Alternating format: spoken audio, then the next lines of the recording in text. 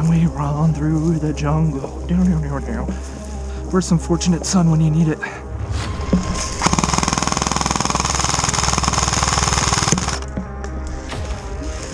Oh, hit! Hit!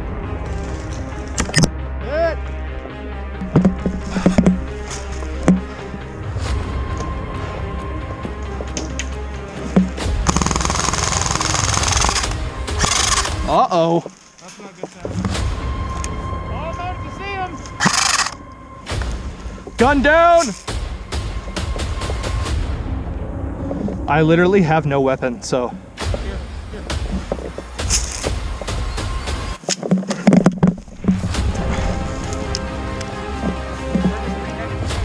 Copy.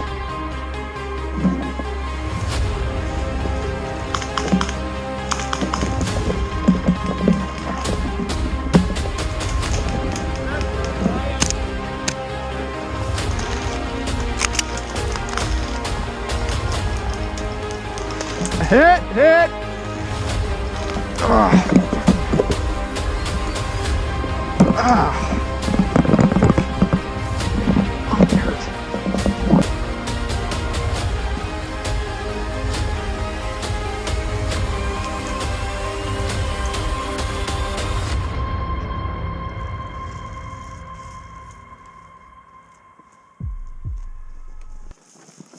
Hello everyone, Matthew here. It's pretty late in the night and I am extremely tired and dehydrated. And I just wanted to go over my S&T M249 that I tried to make look like a Colt Canada C9A2. This is not a review, I'm not an expert on AEGs or anything like that, but I just wanted to share my pretty shitty experience with this particular M249 replica.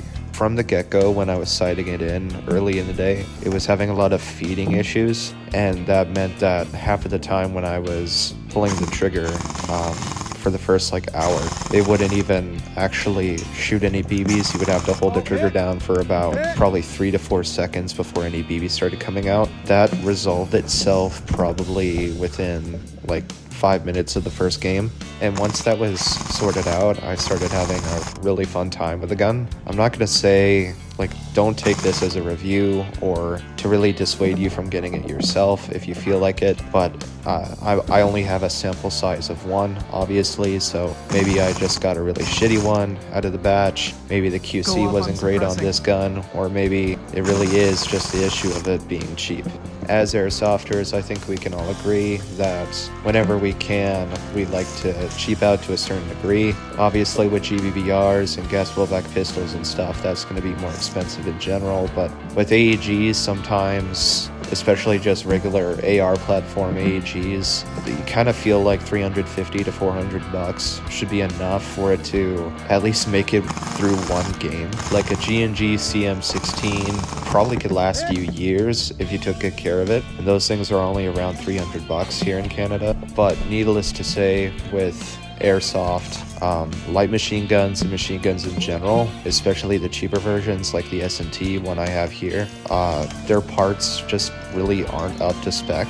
It's quite common for airsoft machine guns to break unless you go crazy like my friend did and buy a $1,200 RPK. But when I originally bought the S&T M249, it was only like $380 plus tax. So I kind of expected it to have problems within like 6 months. But the fact that the gearbox completely just shit itself after I'd probably say like 2 hours of playtime, it was just it really bothers me. A lot of people are probably going to say, what did you expect? You bought a cheap as shit gun and it did cheap as shit stuff, and that's fair enough, and I'm not going to argue with that. I totally agree that cheaping out isn't always the greatest option, but when you're getting into a whole new kind of platform of airsoft gun, whether it's machine gun or AK or AR or shotgun even, you kind of just want to, get a cheap one first to see if you like it. And don't get me wrong, the weight